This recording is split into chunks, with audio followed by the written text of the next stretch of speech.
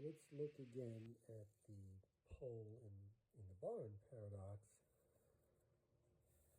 but let's determine the coordinates x and t and x bar, t bar. So let's do t and x, and let's say that this is the barn perspective. So from this perspective, we have a barn that is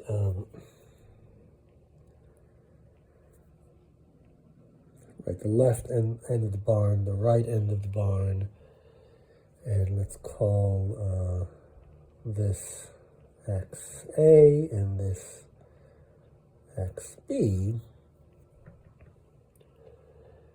And at t equals 0, right, we have that the pole is going to fit into the barn. So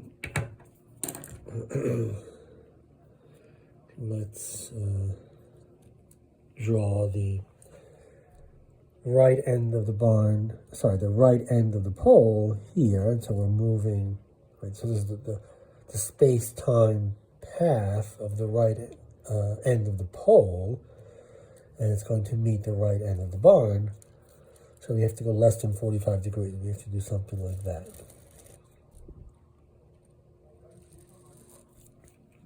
Okay, so that's the path of the right end of the pole, and this is the path of the left end of the pole. So I have to make it parallel to that line. Okay, so this is pole left and pole right. And let's see, we have a T-bar, so these are T-bar slices, and so the T-bar axis tilts like that, that's T-bar. And the X-bar tilts, this is the angle with respect to the vertical, so I need an angle like that with respect to the horizontal. So that's an X bar.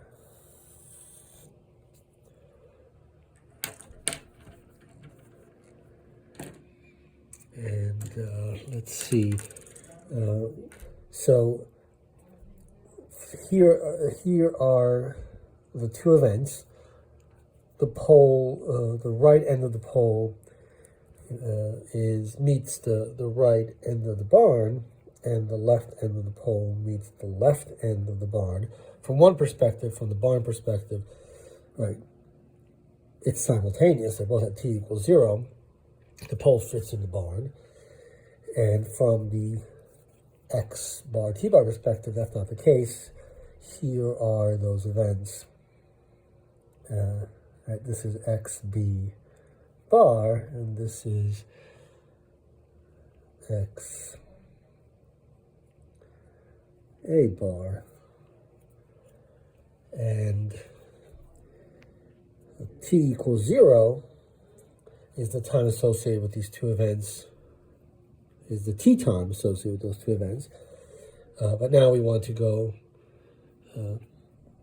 horizontally to the yellow line to find the t a bar. So this is t a bar, and horizontally here to find t b bar. And so when the two ends of the pole meet the two doors of the barn, those events are not simultaneous from the x bar t bar perspective, and we want to find the actual values. So let's say that this is a speed which is half the speed of light.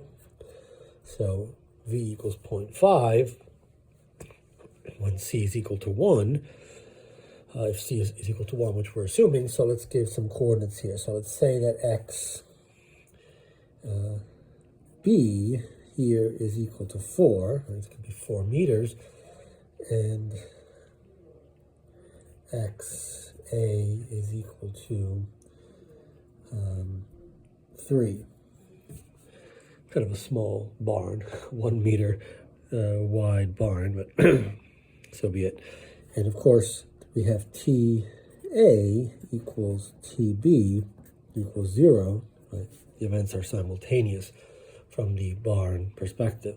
So let's find the T bar and X bar coordinates from the Lorentz transformations. We know that this is T minus Vx, and this is 1 over 1 minus V squared square root times X minus Vt.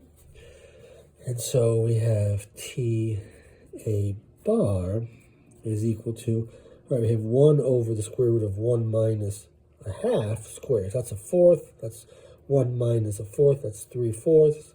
So, right, it's the square root of 4, which is 2. So we take that to the top. So we have 2 over root 3 for the gamma factor.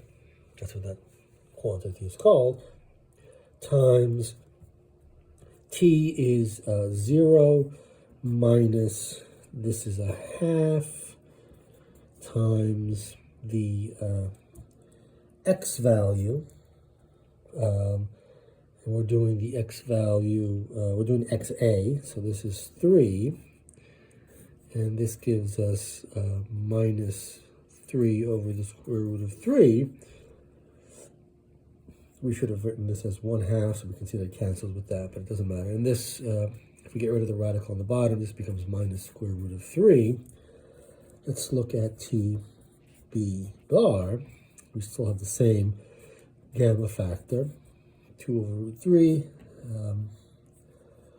This is still 0, minus to a half there, but now we're doing XB, which is 4. And this gives us minus 4 over root 3. If we want to try to get rid of the radical here, if we get rid of the radical here, we multiply by square root of 3 over square root of 3, and we get minus 4 square root of 3 over 3. This is more negative than this, so it's less than minus square root of 3. So that's an earlier time. So we get that the 2 times from the pole perspective are not the same. The events are not simultaneous. So let's look at the locations of the pole. Right, XA, where's the pole?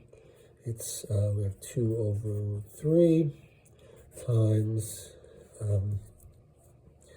XA is 3 minus 1/2 T is 0, and this gives us 2 times 3 over square root of 3, 2 times 3 over square root of 3, which is 2 root 3, and for XB bar, we get 2 over root 3 times XB, which is 4, minus, of course, we're going to get 0, 1/2 times the time T, which is 0, and this gives us 2 times 4 over root 3, which is 8 root 3 over 3.